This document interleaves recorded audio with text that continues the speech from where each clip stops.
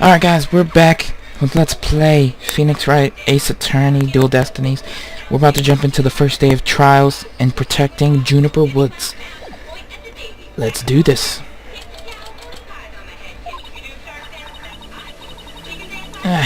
My butterflies have butterflies in their stomach.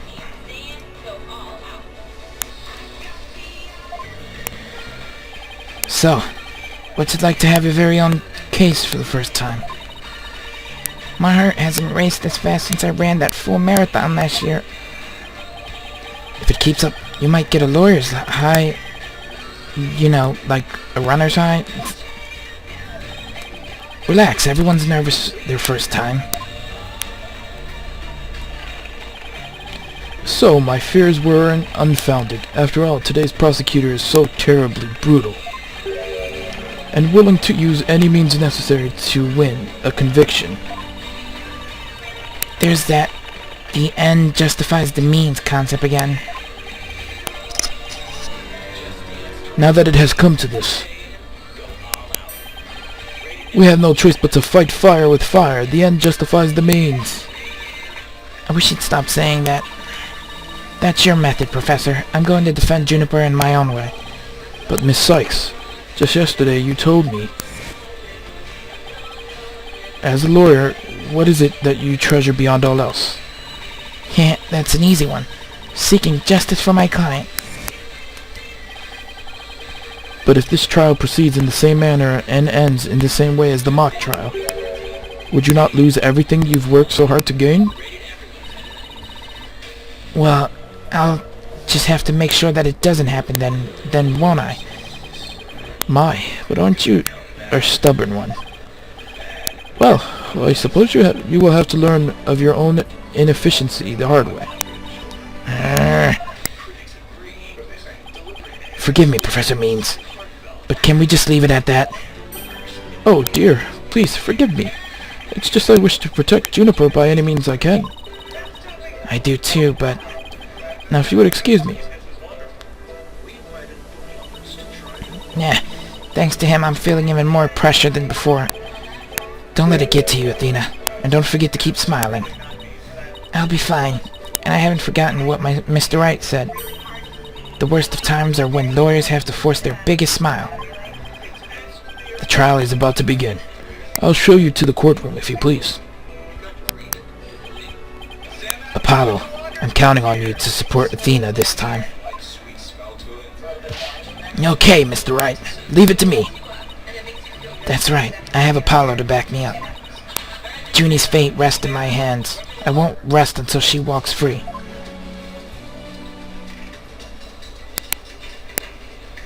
Alright, here we go. We're going up against Blackquill. This time we're the rookie defense attorney, Athena Sykes. Day 1. Court is now in session. All rise. Court is now in session for the trial of Juniper Woods. Athena Sykes, the defense team leader is ready, Your Honor. That didn't sound very confident. You sure you're okay? I'll be fine. Your baldness. I know. As usual, you want me to deliver the opening statement. No! This case is crystal clear. I see no need to explicate it any further. Now summon the witness.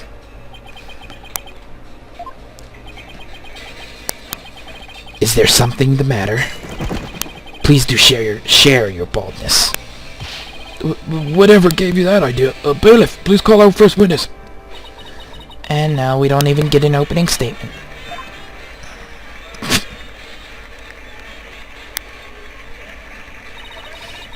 Detective Fulbright, he and Prosecutor Blackwell have become quite the team.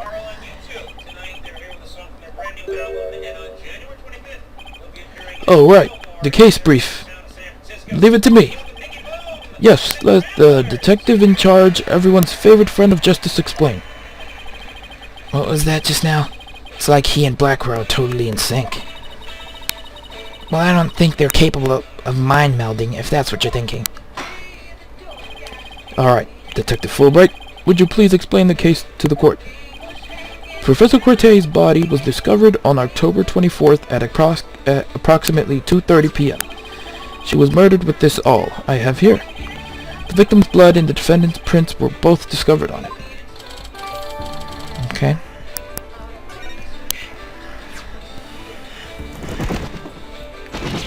Eek!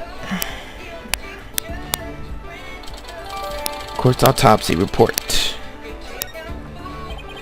Wow, that bird can deliver evidence too. Blackwell has trained him well. Maybe Blackwell should train it not to mess up people's hair while he's at it. Moving right along, the body was discovered on the outdoor stage, although no blood was found there. However, we detected traces of a massive amount of blood in the third floor art room. In short, the murder took place in the art room. So then, the body has been moved from the art room to the stage. Precisely. And there is one more piece of irrefutable evidence. A recording made by a tape recorder that a school paper reporter hid in the art room. It captured a female voice screaming, "You're a goner!" What's this? You have such a recording? Oh, that sounds bad. Must be from that tape recorder Miriam mentioned. But why is this the first we've heard of a death threat at the moment of the murder? Shh, shh! Silence, please! I would like to play the tape for you now. Do it.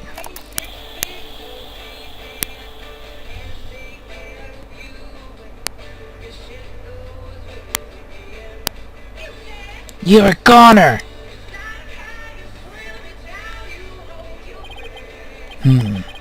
It is quite hard to hear.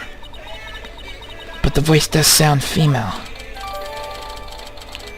Used by Miriam. The noise and low volume of the voice have made voice print analysis all but impossible. Then you haven't identified the voice as belonging to the defendant. Not so fast. After all, voice print analysis isn't everything. The victim was killed at night, then discovered in the afternoon the next day. The question is, when was the body moved? Oh, I know.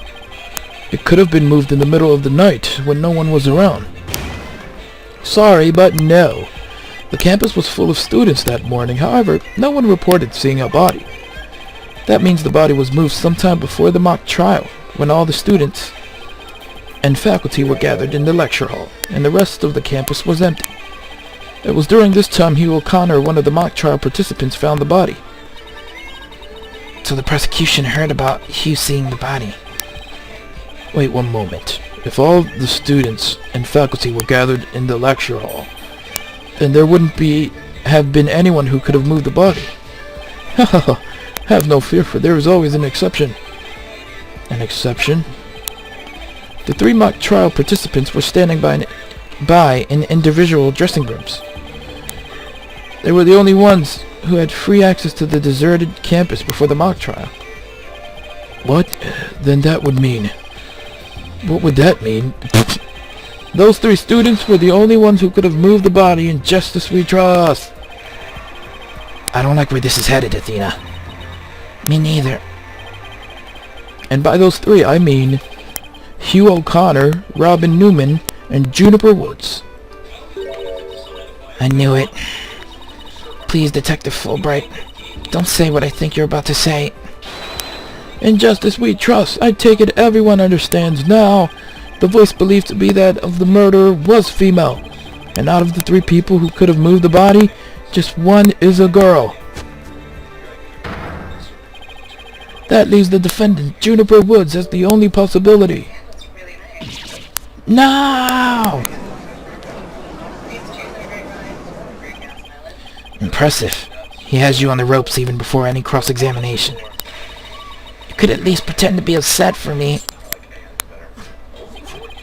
A splendid job, Fulbright. That could not be any clearer. Feel free to anticipate a salary raise next month.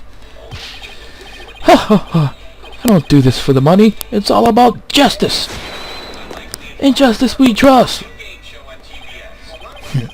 Not only a half-wit, but a perennial stick in the mud you are.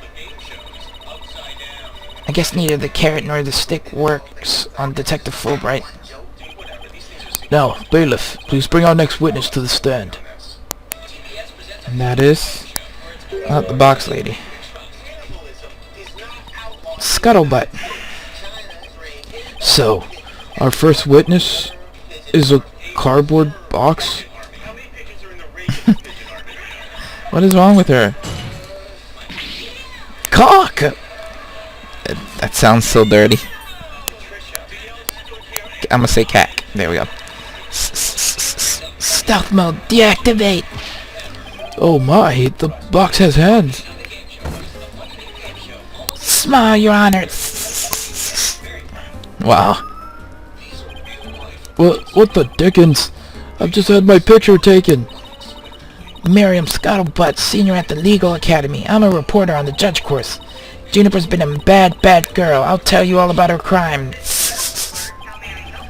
Might I ask whether you could come out of that box? How will I get any more scoops if I blow my cover?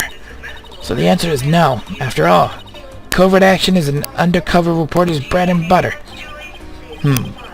But testimony from a faceless witness is highly irregular. Yeah, but we have, like, hawks and chained prisoners in here. Like, really? A former ninja I met in the clink said that exposing those who work in the shadows is to pass the death sentence upon them. Oh my, I had never thought of it that way. Very well. If it would spare a life, I'll make a special exception this time. A former ninja in prison? Holy Shinto. How can the judge believe this load of crock? Now your testimony, please. Oh, but take care not to reveal your face. Wow. Similarities of the case and the script. The murder happened exactly like Juniper's mock trial script. Up until the mock trial began, only Professor Corte and Juniper knew the script's content. But Professor Corte's sudden decision not to use the script sparked Juniper's murderous rage. Juniper has to be the killer. She has a motive, and the murder is just like her script. Damn, that's a sturdy box. The murder is just like her script. Could such a thing be true? Compare her script with the murder case and crime scene photos, then you'll see. This is so simple. Even an ape posing as a decrepit old judge could understand. Only the victim and the defendant were privy to the script. Ergo, the defendant is the killer. Furthermore, in the art room where the crime supposedly occurred, this witness's script, along with an envelope on which use was written, were found. This proves that the accused's script had been rejected the day before the mock trial. She pressed the victim to use her script, and argument ensued, and then the fatal stabbing. What? Well, that makes perfect sense. What now?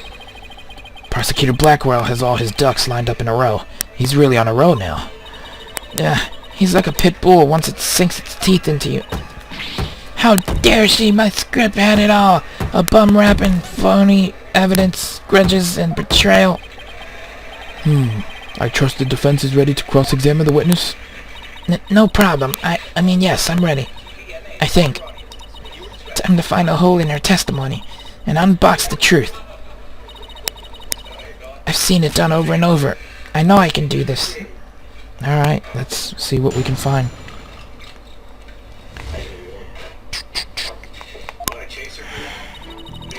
The murder happened exactly like Juniper's mock trial script. Only Professor Corte and Juniper knew the contents of the script. What do I have on me too? Because it's always good to check this out. What was her book said? Detailed book. Need to speak with Hugh O'Connor. Meet with Hugh about that report yesterday. Important. Prep the mock trial final confirmation. Meet with Mr. Wright about training seminar. And the mock trial begins. She met with Hugh on the 23rd before everything happened. That's going to probably play into this somehow. Okay.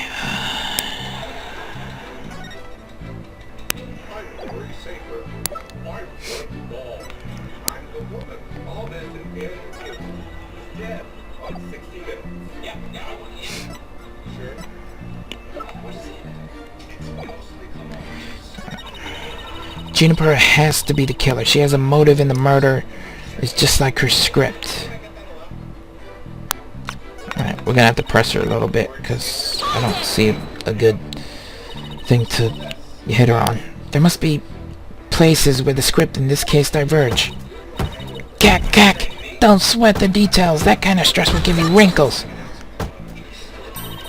I'm not worried. My skin is as fair as silk.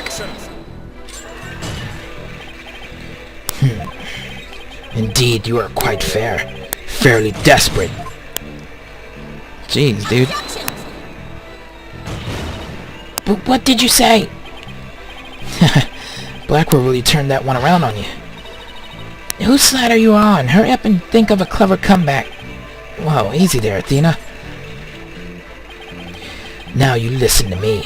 The two cases do indeed have their differences. For one, the stage hadn't yet been erected in the mock trial script.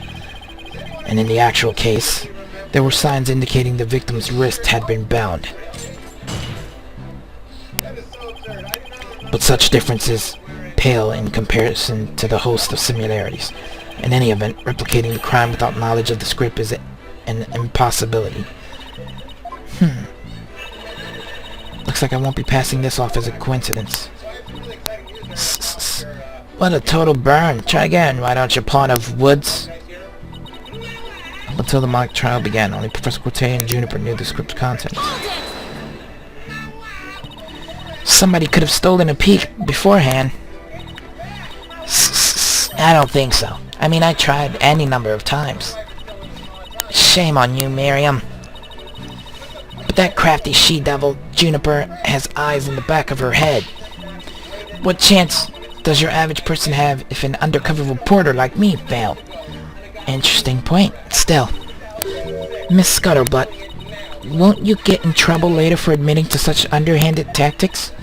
Why I plead entrapment!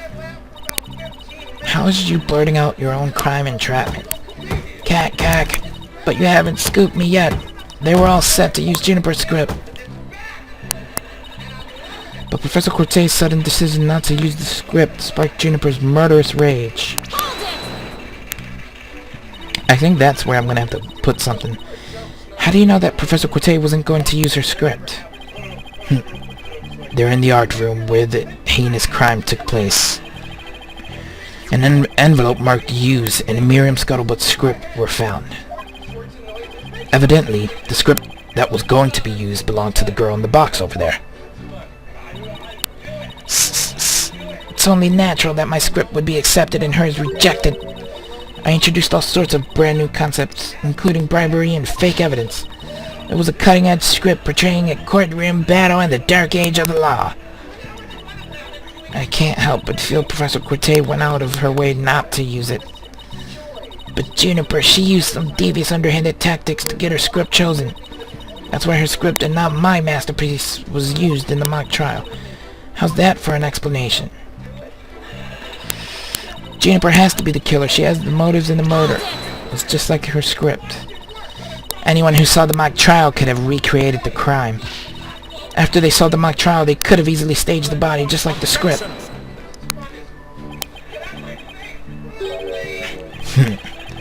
Wary is the trial which pits Hawk against Canary. What did you just say?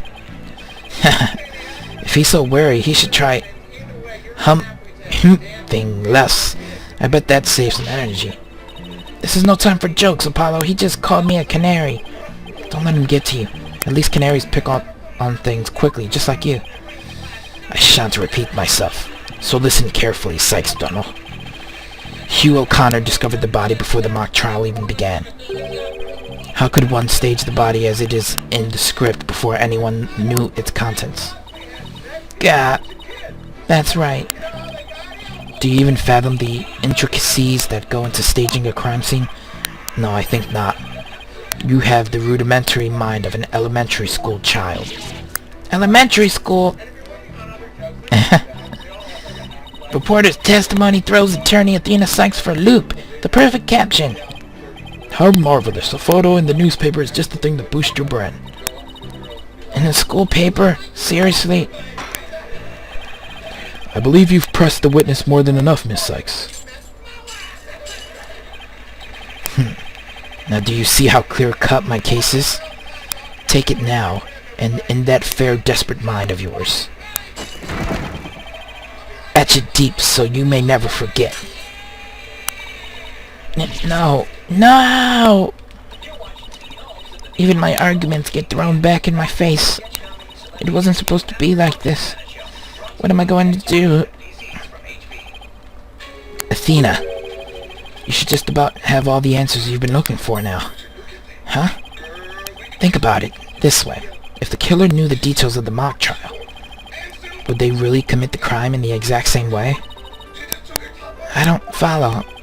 Try to place yourself in the killer's shoes. I bet you'll discover an inconsistency if you do. Ah, I get it. Thanks, Apollo. Miss Scuttlebutt, just so we're clear, you're claiming that the killer intentionally made the crime scene look just as it was in the script. And that it is beyond the shadow of a doubt, not a coincidence. Is that correct? No, duh. After all, it's just more evidence of Juniper's evil she-devil ways.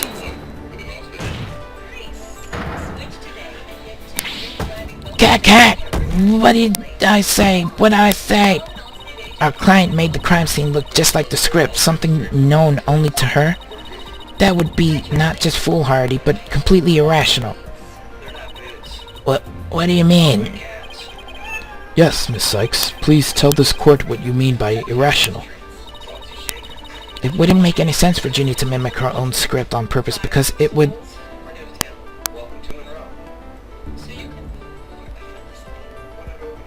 It would make her the culprit. It's just... she would be setting herself to get herself up to get caught. The murder scene was the same as it was in the mock trial script. That in and of itself is irrational. Cat! What's wrong with them being the same? Yes, Miss Sykes. Care to explain what you mean? Okay, let's say for argument's sake that Miss Woods is the killer. If so, then... what reason would she have to intentionally make the actual murder mimic her own script? That's easy. She was admitting that she was the, That's right. If she had really done that, it would have been like proclaiming to the world that she was the killer. So what we actually have here is evidence of someone trying to frame our client. Gag! I want to see that chick's face. The body was found the day of the mock trial. In short, the day the details were revealed. So it would be completely inconceivable for the murder to go exactly like the script. Cat! Don't let it get to your head just yet.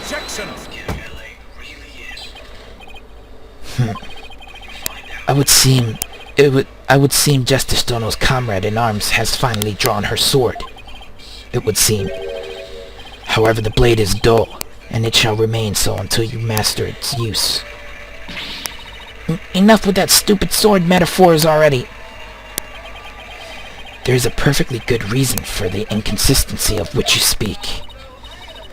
Reason? What reason? Must I spell out everything? You are what people today call high maintenance. The accused had intended to stop the mock trial, and in that event, nary a soul would have been the wiser to the similarities at the case and script. No! The mock trial was only stopped after the body was accidentally discovered.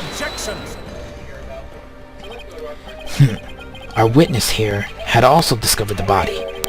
In fact, she was led to our dearly departed professor by the accused herself. What? Miss Scuttlebutt saw the body too. Precisely. And with the discovery of the body, the mock trial ought to have been cancelled. Wait, so you didn't call the police? Nope. I kept it secret for my big scoop. You can't do that. I made her pay long and hard penance for her sin. Did I not, my little box top? Cat, compared to the work of a war correspondent, the sheer terror of that was... Nah. Jeez, I wonder what the Twisted Samurai did there. Block off all of the holes in her box and spin her like a top while Detective Fulbright cackled in delight? That sounds more nauseating than scary.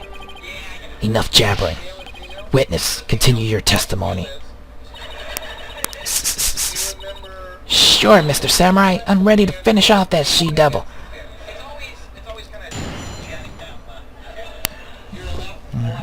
What Scuttlebutt saw. I snuck into Juniper's dressing room while everyone was in the lecture hall. Juniper had changed into her stage costume. I asked her, "What are you doing?" And suddenly she fled into the hallway as if she wanted me to follow her. I followed her all the way to Professor Cortez's body. She led me right to it. I'm positive it was Juniper because she was wearing the costume that she had made. Why did you withhold such key testimony? Cat! What's that supposed to mean? Athena, you haven't even started your cross-examination. I know, but her testimony points to her as being a potential suspect. Well, I don't think Prosecutor Blackwell is... No, wait. I bet he's already thought of that. The witness left the lecture hall to sneak into Miss Woods' room before the mock trial. That means she too could have moved the victim's body. Gag! The prosecution's claim no longer has any ground to stand on. How? Now. No need to ruffle your own feathers, so... When you squeak like a little brat, it agitates Taka. Do you want him to peck your eyes out? No, thanks. You listen here. The witness has a perfectly good alibi. Oh yeah, I do. Around the estimated time of death, I was at undercover reporter class. It's right near my home. Undercover reporter class? The proverbial rug has been pulled from under you. The witness could not be the killer. The defense must look before leaping, or at least make sure the rug's secured to the floor. I tried to warn you. Oh. Well, there ends the cross-examination. Let's allow the witness to step down. Huh? No, wait a minute. The defense has no right to cross-examine the witness after that little spectacle. For whatever a man is sowing, this he will also reap. Why can't he say you reap what you sow? Very well. If the cross-examination is over, I suppose the witness may go home. Perhaps spend some time in her lovely box and recover from today's stressful event. Don't you worry about me, Your Honor. There's no rest for the wicked, or journalists either. My third eye is always eyeing a scoop. She's always eyeing the scoop. Well, back to the trenches. Bye-bye.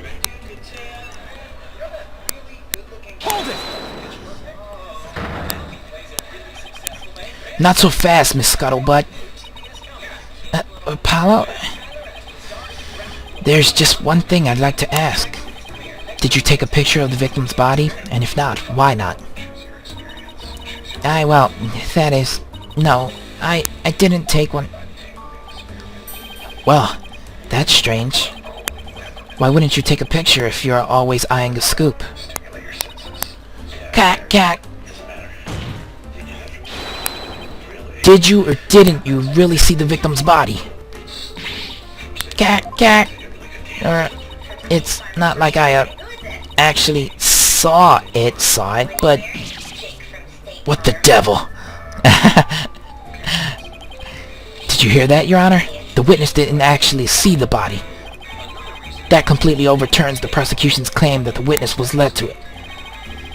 Justice Dono, you dare bear steel at me again? Don't mess with justice, man. Nice try, Boy Wonder. So what if I didn't see the body? The fact remains that Juniper led me there. Feast your eyes on this. What exactly am I looking at here? It's a crucial moment forever, frozen in time by my third eye. A photo clearly showing Juniper Woods. Cat! Why did you not tell me of this? It's a shocking scoop I was saving for just the right moment. And that would be now, right here in court. Surprise! Cat! What I do, all journalists keep their scoops secret until the right moment. She's pretty brave hiding it from Blackwell like that. Or pretty stupid. Well, this is an unexpected turn. Athena, about this picture. See how it only shows the back of the subject? Ah, so then... Right. Who knows whether this photo shows Juniper in the first place? A completely irrelevant point. What is relevant here is... There was someone who did try to lead the witness to the body. Take a gander at this. The route by which the accused escaped. The witness pursued the accused this way after she fled the dressing room.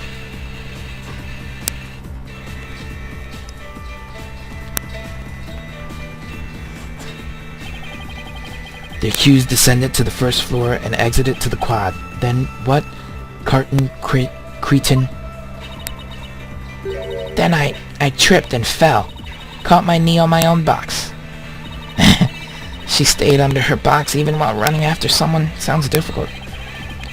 Recall that the body was already there for Hugh O'Connor had already seen it.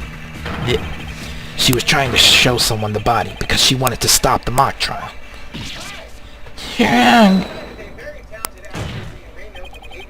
But if the facts have changed, that's all the more reason to cross-examine the witness. The defense has a point there. Very well. You may proceed with your cross-examination. It seems Justice Dono has saved your pretty little hide, Missy. For now, at least. Phew. Guess I pulled that off somehow. Thanks, Apollo. You're a lifesaver. Incidentally, my compliments to the witness for her very fine box. It's primo cardboard, lovingly selected from among many. Cat! Tell another lie or hide another fact from me, and I shall put it to the torch. Cat! Please, anything but that. I think it would be more eco-friendly to recycle it, but that's just me. Alright, Miss Sykes, you may cross-examine the witness. Okay.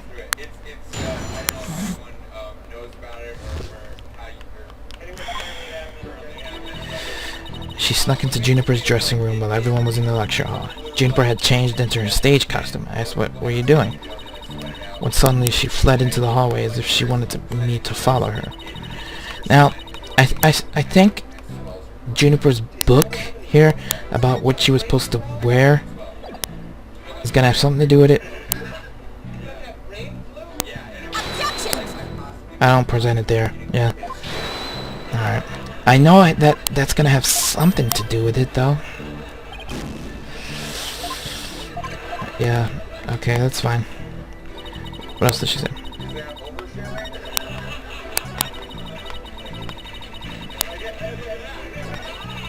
Alright, here we go. Boom. Present. Miss Scuttlebutt's sole basis for identifying our client as the figure in this photo is the fact that it shows someone in Miss Woods' stage costume. Well, it is Juniper's costume, so that must be Juniper in it. It's clear cut. No, that's where you're completely mistaken. What? This is a design drawing of our client's stage costume. Oh my, what a wonderful creation. The constellations are extraordinary. I'm glad you noticed, because those stars are precisely what's important here. In the drawing, there are constellations all over the outside of the costume. But there's not a single star on the costume in the photo. Oh, then that means, what exactly? Your Honor, there were no other blue costumes at the scene, which leads me to believe that the figure in the photo was wearing our client's costume inside out. Why would Miss Woods make a mistake like that? Well, it's not really a matter of why, but rather who made the mistake of putting it on inside out. Gak. Wait, you're not suggesting... That's right. I'm glad you're catching on. The costume designer wouldn't put her own costume on inside out. Kak. Yeah! Yep, good points there. Sorry, Miss Scuttlebutt, but doesn't believing you had a scoop when you really didn't make you a failure as a reporter? I don't know. I don't like that sentence. But yeah, okay. Failure as a reporter. Gak. Oh, there she is. Oh, she's not that ugly. Ah! Why, hello, Miss Scuttlebutt. So nice to meet the woman beneath the box. Cat. You didn't see nothing. Objection. I thought she was gonna be like butt ugly, with a name like Scuttlebutt. Now I would have you stop right there, Sykes-Donner. For it is the why of the matter upon which I would have this court focus. What do you mean? Miss Juniper Woods. Yes? What were you doing on the morning of the mock trial? I was in my dressing room, painting my costume in fluorescent paint. Fluorescent paint? My design drawing shows twinkling stars on the costume. I was going to make the costume shimmer like that by painting the inside fluorescent. What was that again? Fluoride? Did your costume have cavities? Not fluoride. Fluorescent, as in glowing. The paint would make it glow in the dark. Yes, so you applied that to the inside of the costume, and then... I let it dry for a while, because I heard it takes a long time. So I put the costume on my mannequin inside out. Inside out? So then... This is a photograph of the inside-out costume taken in the dark. As you can see, there's a heavy layer of paint over the entire inside surface. If someone were to properly don this costume in this state, the wet paint would get all over their body. Why, yes, I believe it would. Indeed. Ergo, the costume was worn the way it was, not by anyone's mistake. It was worn the way it was, not by anyone's mistake. But because this was the way it was on the mannequin inside out. Yeah! That's the mannequin. Figures he would have a photo. Did we just fall into his trap? Yeah, I bet Blackwell had it all planned out. Still, I think you should give this photo a nice long look. Oh, please tell me you found something that doesn't add up. Check out the chest area. It kinda looks like a handprint to me. Does it? I guess, sorta. Hey, you're right. But Junie would know better than to touch it while the paint was still wet. Objection. I believe the term to describe your thought process is wishful thinking. After all, if master painters made mistakes, why not a rank amateur such as the accused? So basically, you're saying my claim requires evidence to back it up. Evidence? That shouldn't be a problem, right? After all, you've come this far. Just because I've come this far doesn't mean I've thought everything through, though. What? You mean you've just been bluffing? What do you expect me to do? I'm sick of losing to this guy. But you're right. There's only one thing left to do at this point. And that's to present some evidence. Pronto! A showdown, is it? I gladly accept. The fluorescent paint must have stuck to the hands of whoever touched the costume. And that paint should glow in the dark places. Oh, now I remember something too. So I just need to carefully check every last piece of evidence. Yeah. Let me see, where is it? Where is it at? Is it this one? Yep, right there, that's it. Present. A school newspaper.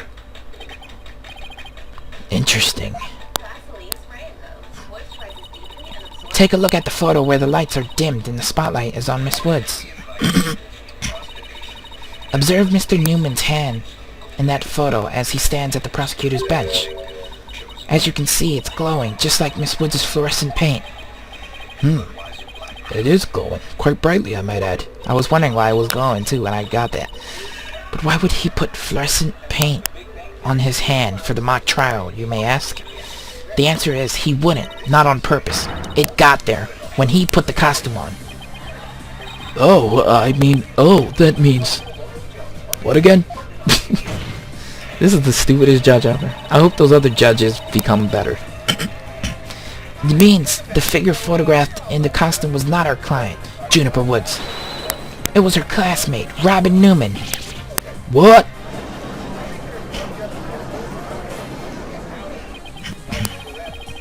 To think you were actually able to prove that. Well, you never know what's going to happen next. That's the thrill of the courtroom. So then,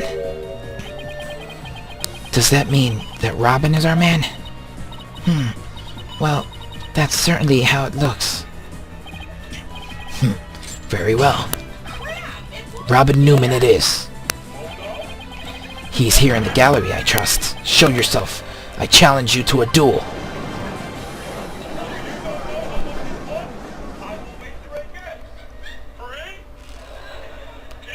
And he's in.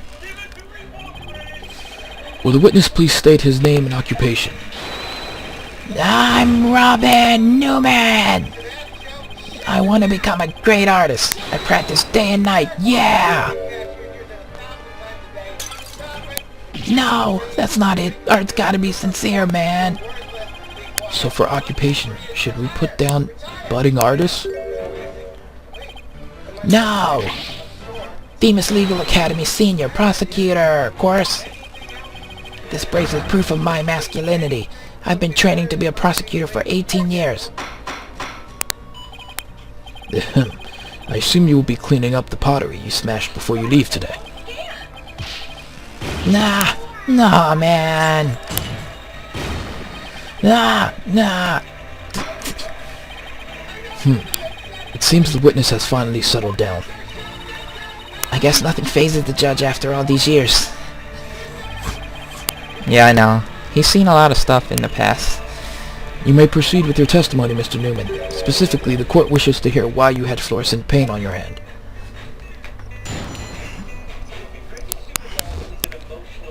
Why I touched the costume. I went to see Juniper in her dressing room, but she wasn't there. When I walked by that frilly costume, I was like, wow! The mannequin it was on, it was about to fall on me. I got that paint on me when I caught it. But I never put it on, that's just stupid.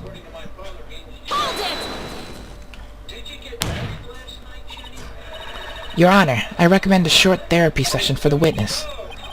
Well, Mr. Newman does seem particularly agitated, but... No! Not again. What's his problem? I sensed it the moment Robin took the stand. The discord in his heart. So you think he might be hiding something? Probably. You ready, Mr. Newman? Let's see what the mood matrix can do for you.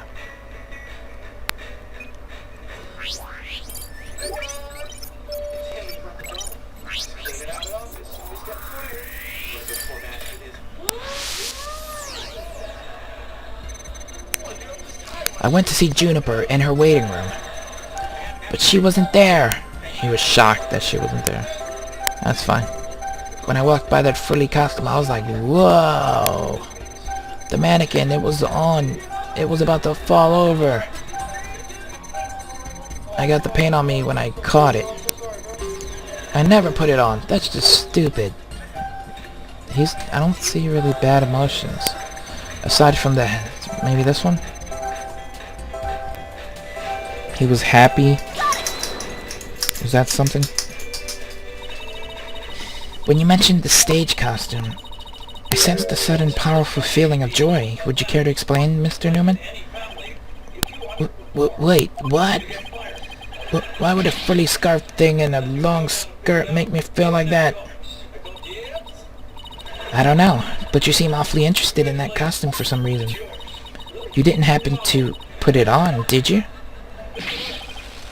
Like I'd be into that kind of thing. I'm a dude. I'm into braces and not dresses. You don't think Robin likes girls' clothes, do you? Oh, crap.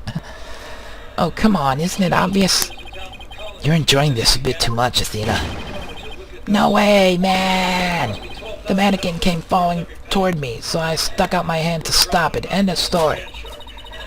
That's a new piece of information. Time to run an update.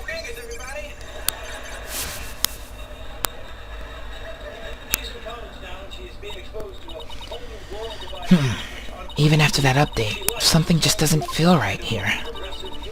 Do I have anything that I could prove this statement contradicts what really happened?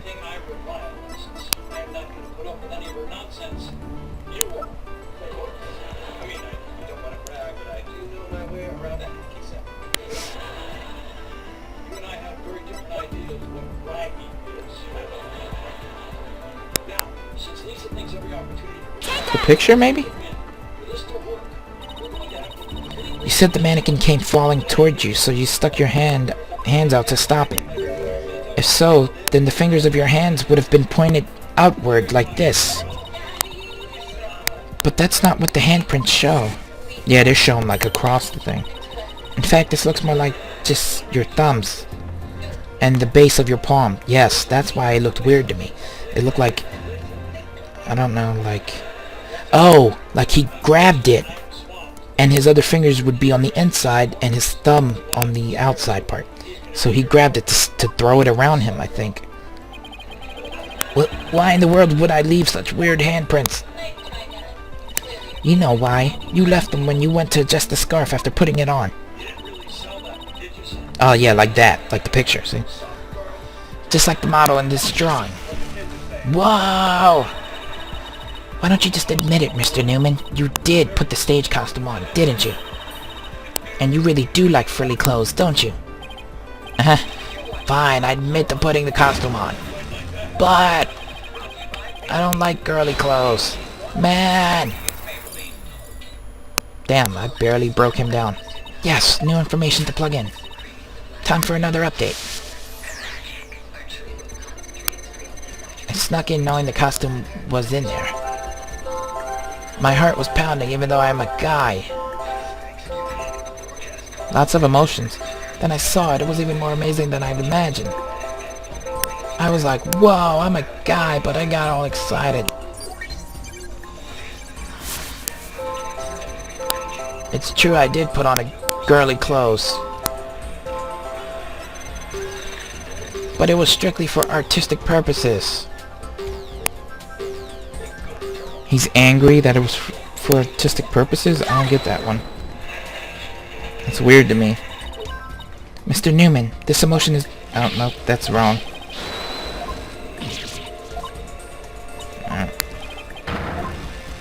Sorry. That beginning, man, there's so many emotions. My heart was pounding, even though I'm a guy. He was sad? There! Another emotion that doesn't fit. So what? You're really starting to get on my nerves, man. Mr. Newman, you got excited when you put the costume on, but you also felt sad. Who cares if I felt sad? It's no big deal. Okay, Mr. Newman, out with it. Why did you feel sad? You're hiding something, aren't you? Oh, no! You're not fooling anyone anymore. Now tell us why you were sad. Okay, fine. If you're gonna be that way, I'll tell you. The reason I felt sad is... No matter how much I dress up, I'll never be as pretty as Juniper! Well, no offense, but for one thing, he's a guy, and a real hothead at that. No, that's not it! I totally own those girly clothes. I should have been totally pretty. But, there's something that keeps getting in my way. Wow, that's a whole lot of anger and raw emotion right there. His heart is crying out in pain. His emotions are out of control. Out of control. Emotions. We saw those during the Nine-Tailsville incident. So all we have to do is find the source of the uncontrollable anger, right? Right. Help me look for a conflict between his statement and the images we see. If we can find that, we can wrestle him away from whatever is tormenting him. Mr. Newman said that there's something getting in the way of him being pretty. Something that doesn't go with girly clothes. But what could it be? A schlong, maybe? Fine, I'll testify, man. Damn, I'm barely breaking him down. Barely. What the hell? I snuck in knowing the costume was in there. My heart was pounding even though I'm a guy. It's true, I felt a powerful feeling when I saw that long frilly scarf. I admit it, I wore girly clothes. I felt like a diva when I pulled the hood over my head. It felt so right. I was totally dressed up like a girl. So we're looking for the source of this anger. Right. The conflict in his testimony will most likely arise for... it's gonna be the anger that's super big.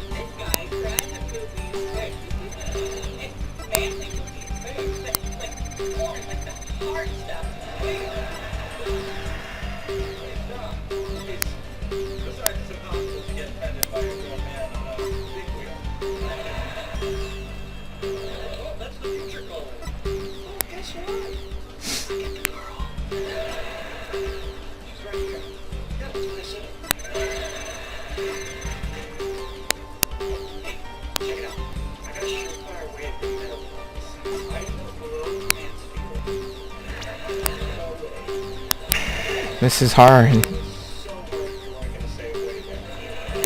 What's causing anger? What is that? He said something got in the way. Oh wait, his brace, right? His brace. Mr. Newman, you feel a great deal of anger towards your brace, don't you? Is that what you feel is holding you back from being as pretty as you think you should be? Huh? What? Mr. Newman, the truth is, you really want to take that brace off, don't you? No way, man. This is a symbol of masculinity. I can never take it off. Is it that you can't take it off, or that you don't want to take it off? Ah, man. I should have kept my big mouth shut. This is really weird. He exhibits intense anger toward his brace, which he calls a symbol of masculinity. But he can't take it off, even when dressing like a girl. And why is he so interested in girls' clothes in the first place? I have a feeling we're on the verge of uncovering an earth-shattering secret. Athena, you okay? It seems Robin is still hiding a secret, a big one. Bigger than the fact that he likes to wear girls' clothes? Yes, at least I think so. No, it can't be. I just thought of something, but it's totally insane. Mr. Newman. What?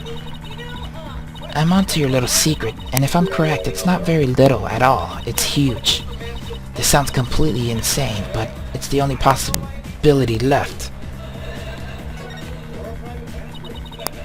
Mr. Newman, or should I say, Miss Newman, you are and always have been a girl.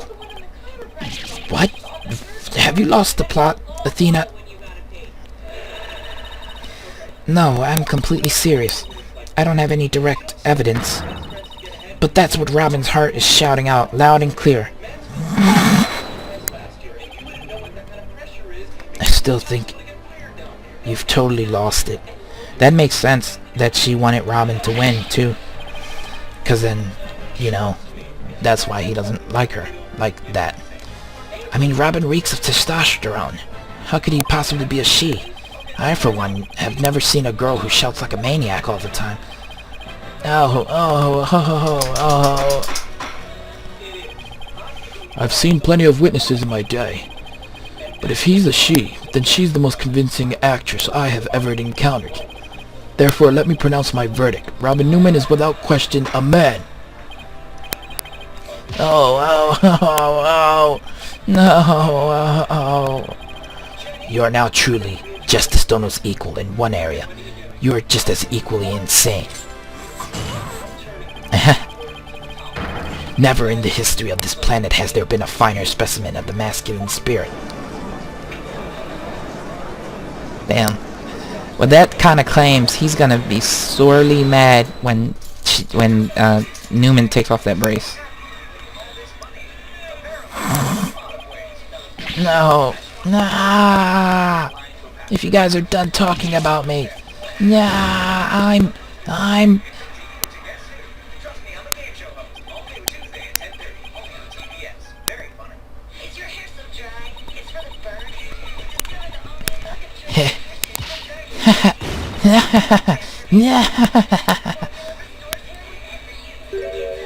Oh crap. Oh, the brace is coming off. Nah, the brace, it's...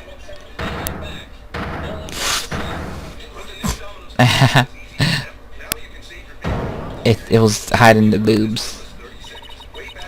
Miss Sykes, no, allow me to call you Athena. I wanted to keep this a secret at all costs, but no. What? No way! Surely this must be some kind of jest. Nope, it's for real. I'm a girl, body and soul. If you don't believe me, I'll give you a P-E-E-K. Nah! As if. What an amazing transformation. Well, all the discord is gone. The image is now complete. Nice. So we did it. Huh. He's a great actor, though, to act like a guy. I was raised as a boy since I was little, and I studied law just as my parents wanted. But now this living lie that had me pinned to the ground, it's... It's been blown to smithereens by you, Athena. Now I can stop pretending. I want to be a prosecutor. I'm gonna be an artist. Yay! Wow, that's funny. Order! Order! What a shocking development. He really did turn out to be a she. Eek! Why is everyone looking at me like that? Tee, I feel like a movie star or something. Where did you get the shoe at? From? But no paparazzi, please. I value my privacy. O-K-A-Y? Rawr! No pics or you'll regret it, man. Am I just imagining things? Or is Robin even more hyper now than when she was a he? I don't know. Maybe it's because she finally got her troubles off her chest. Literally. This is all well and good, but does he being a she actually change anything? The fact that the witness is actually a girl does change things. Because there's now a piece of evidence that we must reevaluate. Very well. Let's see what the defense has for us now. What piece of evidence must we reconsider now that we know that the witness is a girl? Oh, that's an easy one. Let's see.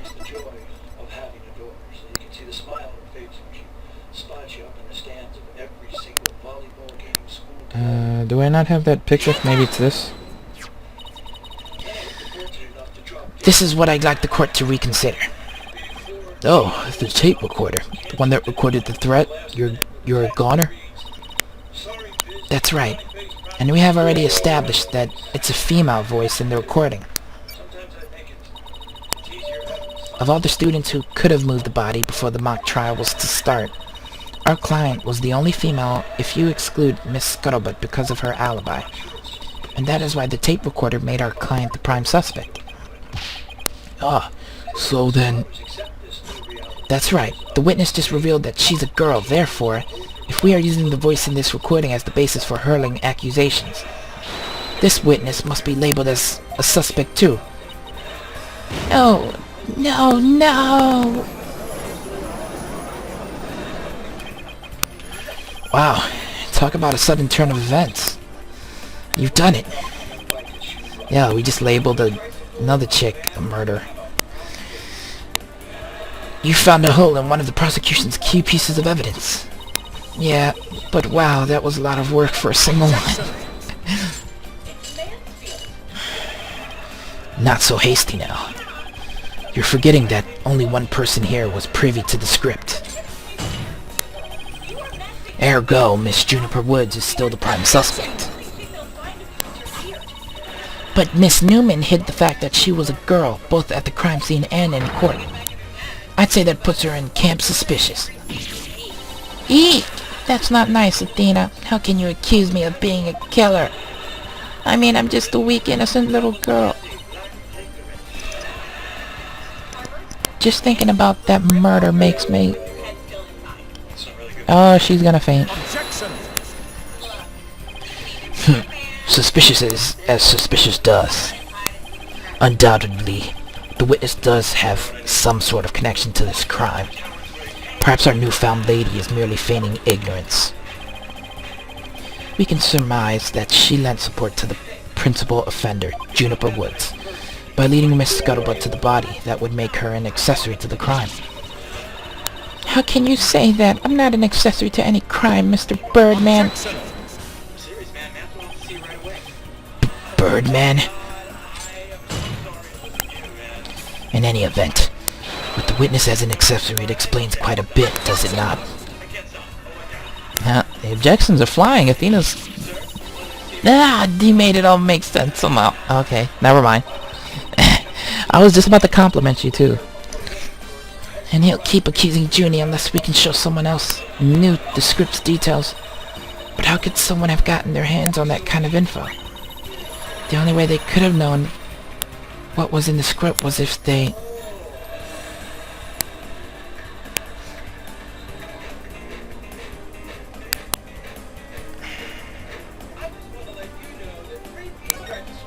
Maybe they heard it from Junie? Sorry, Junie, but you're not going to like this. Our client may have leaked the script's details to someone. What the devil? And I know I shouldn't have, but... I revised the script to favor the prosecution. Yeah, this is what I was talking about. Because now it makes sense why she wanted Robin to win. But Professor Corte noticed it immediately and changed it back. Miss Woods did not want Hugh O'Connor to win the mock trial. That's why I believe she leaked the details to the witness, Robin Newman. I get it.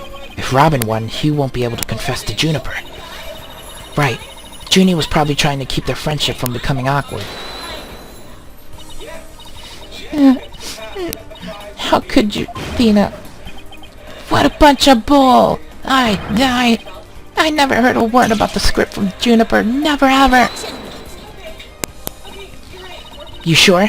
Can you look me in the eye and swear you didn't? Athena! You don't have any evidence! Gee, what? Grr.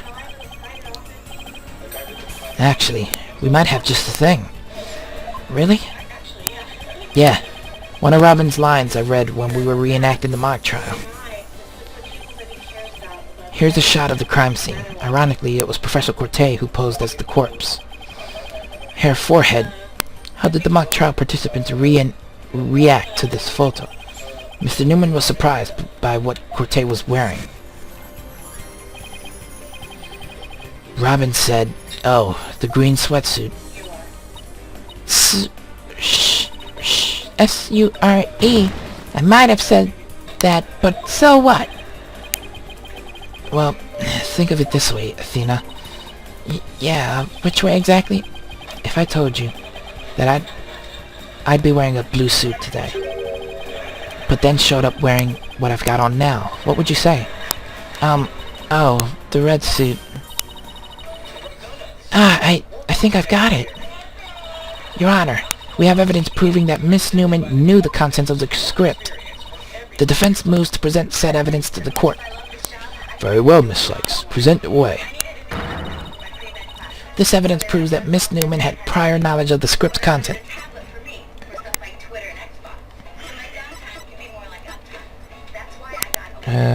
It would be the script, right? The mock trial script? Miss Newman, during the mock trial, you were shown a photo of the victim's body. And reportedly, you reacted by saying, "Oh, the green sweatsuit." Oh, yes, I said that. What's your point? You seem to have some issue with the green sweatsuit, and I think I know why. The proof is in the script, specifically on the things to prepare page. Sweatsuit. Victim's outfit will be a red one from the prosecutor course. Oh, crap. You were surprised because the sweatsuit in the photo was green. But if you didn't know about the script's content, then that shouldn't have surprised you. No! I thought we were friends, Athena. How could I have been so blind? In light of her privileged knowledge, I move to declare Miss Newman a suspect, Your Honor. You what?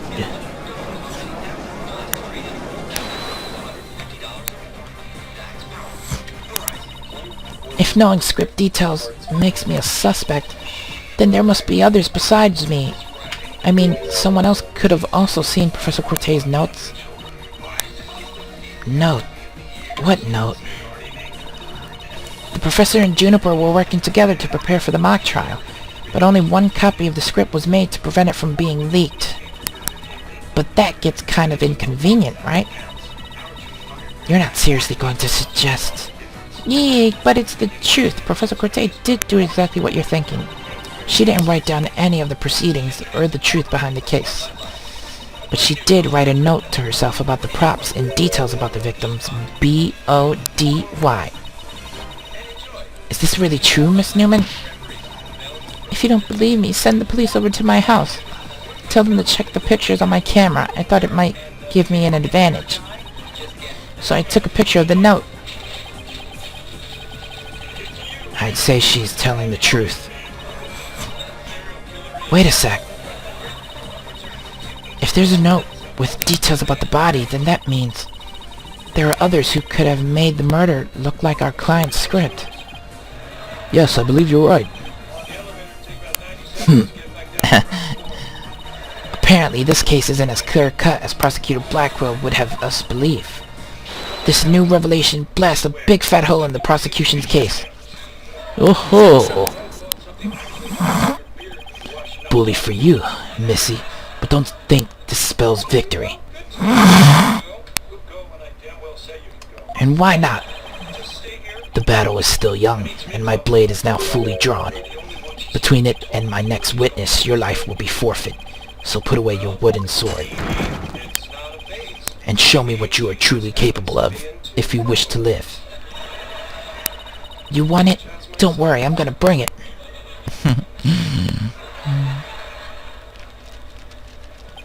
It's this guy, O'Connor. I already said, I want nothing to do with this trial. How juvenile. It is not a matter of what you want, for you will cooperate, Hugh O'Connor. Prosecutor Blackwell, why have you called this witness?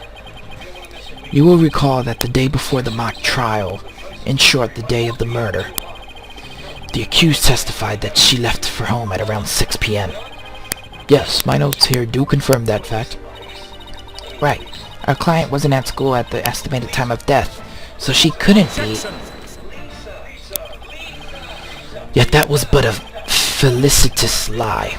Or am I mistaken, golden boy? I've no intention of saying anything more. Now if you'll excuse me. Hold. I'm not through with you yet. It seems the rogue prosecutor has it out for me.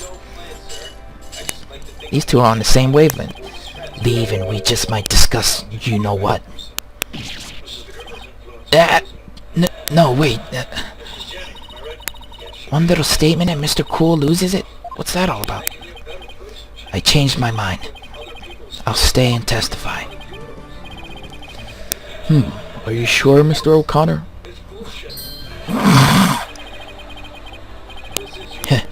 The word of a genius is as good as gold. Let's get on with this. Hugh O'Connor is a senior at Phoenix Legal Academy. Lawyer, of course. How's that? Just fine. Your testimony then, if you please. I'm gonna go and assume that he might have been dating the defendant, the defense attorney. You're up against the top of the class now. I'd be careful if I were you. I know Junie would never lie like that. That pompous schoolboy won't know what hit him.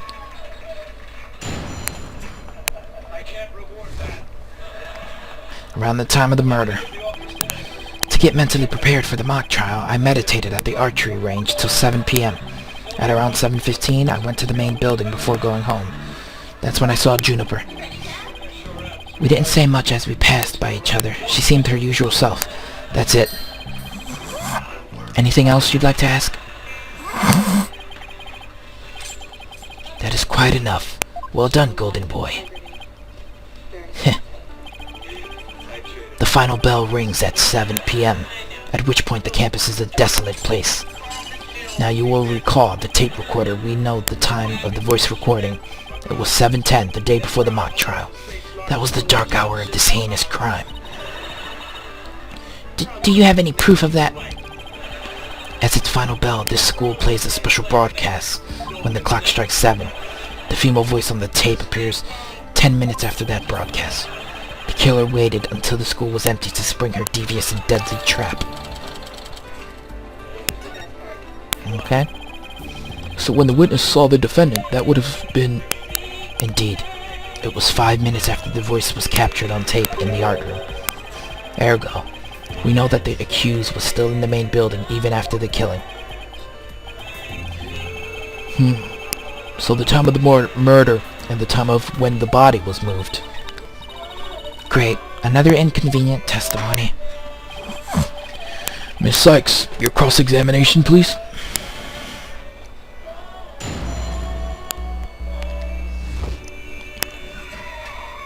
Around the time of the murder. To get mentally prepared for the mock trial, I meditated at the archery range till 7. At around 7:15, I went into the main building before going home. Now let me look at that planner, because that says that she met him when? Need to speak with Hugh O'Connor on the 22nd. When was the murder?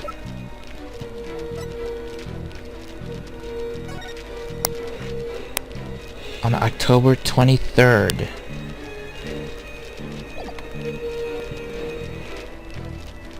Okay. Let's look.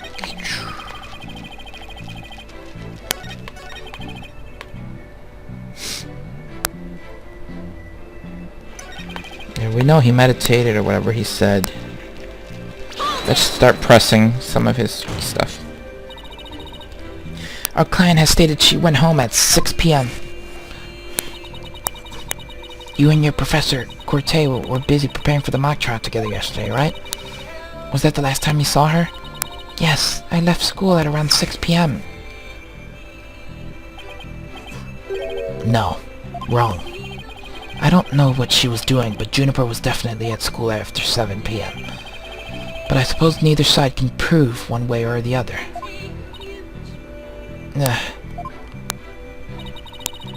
But if Junie was there, that means she's lying. Truth be told, I only saw her for the briefest of moments. Actually, can't I prove that? What was the rest of that planner that said? Wait. No, there's nothing in there. Okay, I just wanted to make sure. We didn't say much as we passed by each other. She seemed her usual self. Also, I want to check something real quick.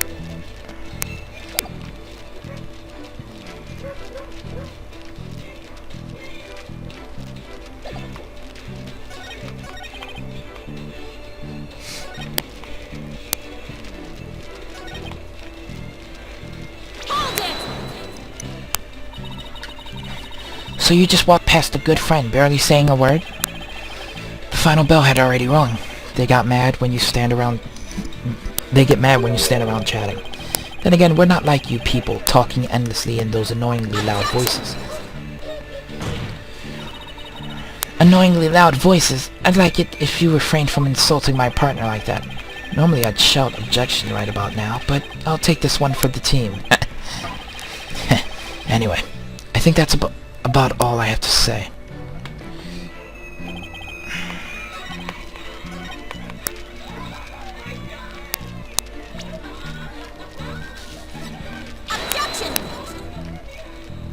No! Damn it! Let's press that last statement just because.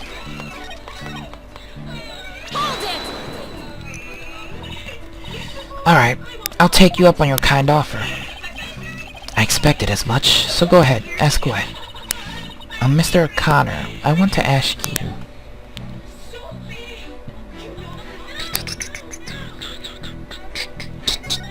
Did you go to the art room? Did you stop by the art room? Or as it's now known, the scene of the crime? No, I didn't. Can you prove it? As much as I'd like to say I could, I can't. But let me ask you, can you prove that I did? As much as I'd like to say I could, I can't. But I will ask, how often do you visit there? Hardly ever. There's no reason for me to be there anyway. There's no reason for you to be there. Is there an echo in here? If something's bothering you, I'll just add it to my testimony. How considerate. Thank you for noticing. Let's add your statement to the testimony. I never went to the art room. There was no reason for me to be there. You liar. Boom. What? He's a liar. That should have worked. Alright, fine, whatever. You're cheap. Your Honor, you're a cheater. You're a big fat cheater, Your Honor. Okay.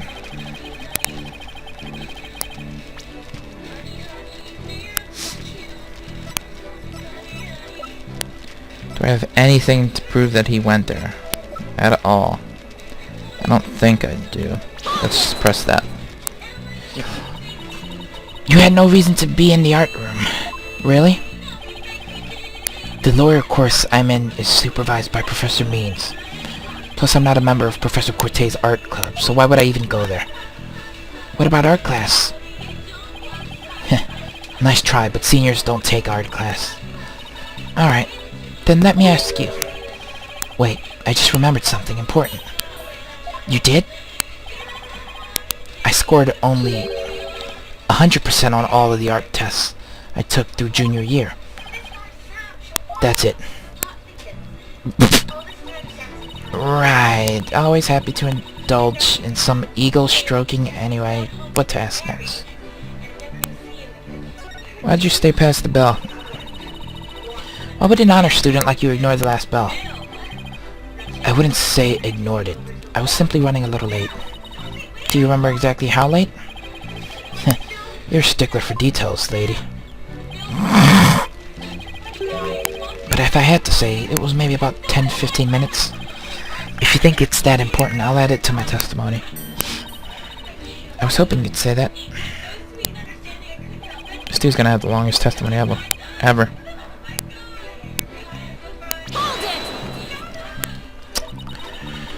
You ignored the last bell for no reason? Shame on you! No, shame on you, pressing me for no reason. Well, people do run late sometimes, like you on the day this whole case began. Ah! It appears we have a culprit in the case of the pot calling the kettle black. That too, Your Honor. Now what? Ask another question? How did you prep for the mock trial? Please tell the court what you were doing on October 23rd, the day before the mock trial. That's an easy one. Nothing in particular. Nothing at all? You didn't help with the preparations? You don't get it, do you? I was merely playing the role assigned to me. I left the preparations and the like to others. My job was to be mentally prepared. Junie put her heart and soul into getting things ready, while he just sat on his behind. Just to reiterate, I spent most of the 23rd meditating at the archery range. I didn't talk to anyone until the school closed at 7 p.m. I suppose a few archery club members did come and go while I was there. But you didn't talk to anyone? Not a single soul? That's right. I didn't say a word to anyone till the final bell at 7 p.m. I see. This is crucial information. Please add it to your testimony. I don't know if you're bluffing, but if you are, you have a pretty good poker face.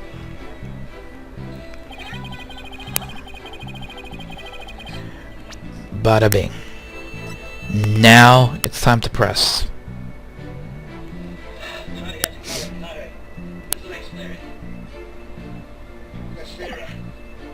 Yep, press. I knew that one was going to come in handy, I just didn't know when to press to present it. So you didn't talk to anybody on October 23rd, are you sure about that? I already told you. My word is as good as gold. Okay then, how do you explain this? And don't spare any details. Sorry, never seen that before. This is the victim's planner. She recorded all her plans in great detail. Take a look at this page here. It reads 23rd, meet with Hugh and important. Don't you find that interesting? What? Where'd you get that? The key word here is important. You say you were at the archery range all day. But you also said a few students came and went while you were there. That doesn't sound like a great place for an important talk. But the entire campus was buzzing with activity before the mock trial. Or could they have possibly had a private conversation? I thought about that too, but the situation changes after the last bell. What? What's this now? The witness stayed after the last bell in order to have a private talk with the victim. Am I right, Mr. O'Connor? This is insane. Must we go through this yet again? I suppose you also have no evidence as usual. No, I don't have any direct evidence. However, the witness was meditating until after the last bell, and he attempted to conceal his private meeting with the victim. First Robin, now me. Who are you going to accuse next? You're just another unscrupulous attorney looking to get ahead. Don't let him get to you. He's definitely hiding something. I mean, he was supposed to meet with the victim around her estimated time of death. I had my suspicions about Robin, but Hugh seems just as guilty. These three are the only possible suspects after all. Mr. O'Connor, answer me this. Did you meet with Professor Corte that day?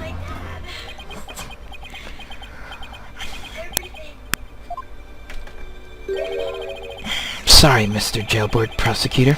I don't mean to steal your thunder, but I have something to say. If it will save me some trouble, then by all means, speak away. If you would recall, Miss Sykes, the voice on the tape recorder was female. Knowing that, I'd like you to explain how I could possibly be a suspect. Oh, he has a point. Impressive. Golden Boy here does shine gold indeed. Care to take the reins? You're more than capable of prosecuting this case. Sorry, but I'm studying to be a lawyer. What a pity. To think such genius is to be wasted on mere lawyering. He's sweating balls, though. At last your moment is here, Sykes Dono. Time to refute Golden Boy's statement and prove that you're the young prodigy worthy of the badge on your lapel. Could he lay more pressure on? The voice is unmistakably female, so there's no point in arguing about that. Yeah, you're right. In which case, to whom does the voice on the tape really belong to?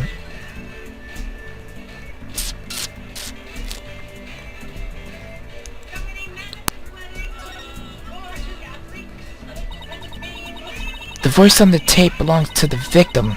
That's the only thing that makes sense. Are you mad? The voice on the recording says you're a goner. That is something a murderer shouts at their victim, not the other way around. Yeah, that is a problem. You're a goner. You're a goner. You're a goner. Athena. You're a goner.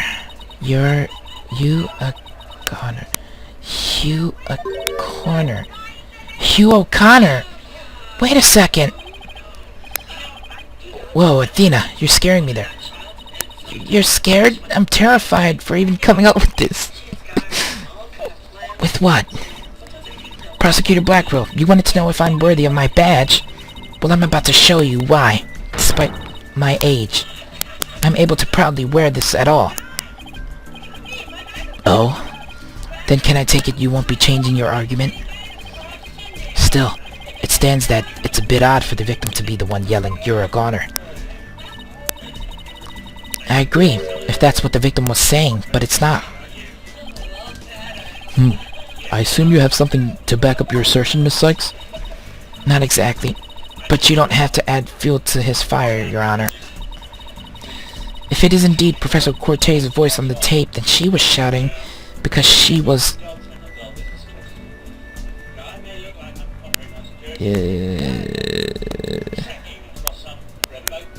scolding him? I would like to call one basic fact into question. Is that shout on the tape really saying you're a goner? What are you up to now, Athena? Professor Cortez's planner says she was supposed to meet with the witness for an important talk. Perhaps our witness, despite being a genius, had done something wrong. And this made Professor Cortez get angry with him during their private meeting. I don't see how this changes what we heard on the tape. Well, if you want to see how it changes things, then let's try a little experiment. Your Honor, I want you to yell at the witness as if you're mad at him. But, and this is important, use his full name. Oh, okay, let's see, Hugh O'Connor! What did I do to deserve that? Yes, like that. Now try again, but faster. Hugh O'Connor! Hugh, Connor. Hugh O'Connor. You, Connor? Wait a second. No, this can't be. You think I'd spend the energy to lead you this far if it wasn't true? But it is, Your Honor. Humans are not perfect, that's scientific fact. We sometimes mistake shadows for monsters, or the wind for voices. Now that you mention it. You can do this, Athena. Just give the old guy one more little push. The voice on the tape recorder never was "You're a goner." That's only what we thought we heard, when in fact, it was the witness getting yelled at. The court would note that this is different from the selective hearing men are so good at. I think you're right, but what was that last part again? Never mind, the important thing is that the voice that was recorded, it's our client's. And since it was the victim scolding the witness, he must now join the list of suspects. I had thought that testimony would suffice, but it seems it has come to this. I will not allow such fallacious quibbles to append this case. The prosecution has one final piece of evidence to present to the court. Evidence? What's he going to pull out now? Feast your eyes on this photo, and let me see that insolent look vanish from within them.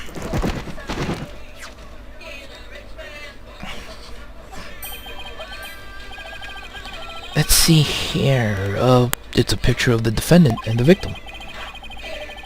The photograph shows professor and student preparing for the mock trial again. Together. Wait, was this taken in the art room? The room where the murder occurred? Indeed it was. But the revelations do not end there. Do you see the clock on the wall? It reads 7:05, a mere 5 minutes before the voice was recorded on the tape. What? The accused brutally stabbed the victim to death 5 minutes after this photo was taken. By the way, I was wondering, since this is before the first case with Juniper, and she's living in the Force, does that mean we lose? And Juniper gets kicked out of being a judge? I was just thinking that would suck. It seems the defendant's culpability in this crime is quite obvious. Junie was with Professor Cortez just 5 minutes before she was murdered. What now? Nothing I say can change that fact. Understand now. You can believe in your client all you wish, but try as you might. Such misplaced faith will inevitably be cut down before the cruel, steely blade of truth. Listen, Missy. The person you'd like to save more than anyone else in the world. I'd be willing to wager that your defense isn't what they desire. But... I became a lawyer so I could... You still fail to understand? After so much pain and defeat? The courts are not the play yards of little children dressed as lawyers. So before you break your back in failure... run along home and grow up. Nya! If he thinks I'm giving up now, he's got another thing coming. I have to find my inner strength if I ever hope to save him. But I can't think of any way to strike back. The worst of times are when lawyers have to force their biggest smile. That's impossible. How could I smile under these circumstances, even if I forced it? This is badder than bad. Who knew Blackwell had that one waiting in the wings? Why didn't that twisted samurai just present it at the beginning? Wait, maybe this was his real plan. Was he just trying to show me how weak and powerless I am? Maybe he's right, because I really haven't got a clue. Who's the real killer? Who murdered Professor Constant Cortez? Robin Newman, a girl who had been forced to live a lie as a guy. Or was it Hugh O'Connor, the honor student who had met with Professor Cortez? There seems to be little reason to debate the defendant's guilty any longer. The time for a verdict has come. Oh, we got an objection. Oh, it's from this chick. No! That's not gonna happen, man! What's the meaning of this? You can't interrupt a judge about to hand down Maybe, but false verdicts are a N-O-N-O. What? Miss Newman, please explain yourself. Juniper's not the killer. I know because I know who the real killer is. You do? You know who the real killer is? What is she up to now? Yep. I know because the real killer is... M-E. Me. Tee-hee. What? It was me. I did it alone. Just me. I don't get it. Why is she confessing? Miss Newman was witnessed near the stage. There's even a related photo of her. The more I think about it, the more suspicious she seems. Robin Newman isn't the kind of guy who pins the blame on friends just so he can walk free. Get it over with. Declare me guilty already. What now? It's the dude, isn't it? Oh no, it's her. Please, wait. Juniper, What are you doing? Thank you for all you've done, Athena. But you'll have to forgive me. I can't let my friends take the blame any longer. Junie, no! Don't do it! Hugh and Robin have done nothing wrong. They have absolutely no connection to this case. The real killer is me. I alone am responsible for the entire crime. Damn. What? Junie, you know that's not true. Hurry up and retract your statement. I'm afraid it is true. Forgive me, Athena. Damn.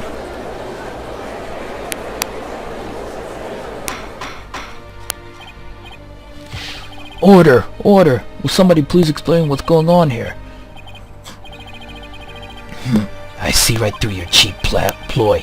School rules state that a prior conviction terminates one's eligibility to graduate. A guilty verdict here would make whatever dreams one had go up in a puff of smoke.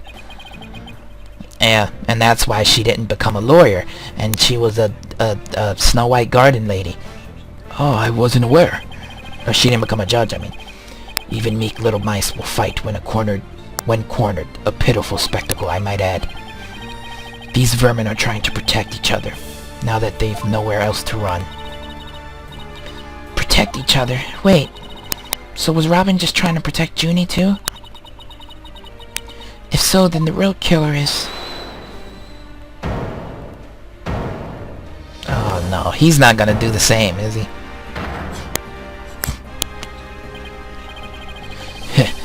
This whole thing's a joke. Uh-oh, now it's Hugh's turn. What? What is wrong with kids these days? I know it just crossed your mind, Miss Sykes. You think I'm the killer, don't you? Wow, he really is a genius. He even knows what you're thinking. I think it's about time I told you the truth. And I'll even get right to the point. It was me. I did it. Wait. What? Now we don't know who did it. Now both potential suspects are claiming to be the real killer. I'm so confused right now. If you still have doubts, how about I detail my murder plot? It's absolute genius. Enough of this nonsense. This is a court of law, not the set of some high school drama. I see. I have no choice. I'm afraid I'll have to... Hoy! Wait! Your baldness. I'm sorry, Prosecutor Blackwell, but I'm in no position to hand down a verdict just yet. I am hoping that the defense and prosecution can come up with some airtight evidence. That is why I'm giving you both the rest of the day to continue investigating this case. Pinch me. I think I'm dreaming. Fine. Do as you wish. This brings today's proceedings to a close. Court is adjourned. Damn. That was a weird case. Alright. That was a long one, too. But we did it. We made it through our first day of the trials. Yeah. I don't know who's the killer. I'll see you guys later.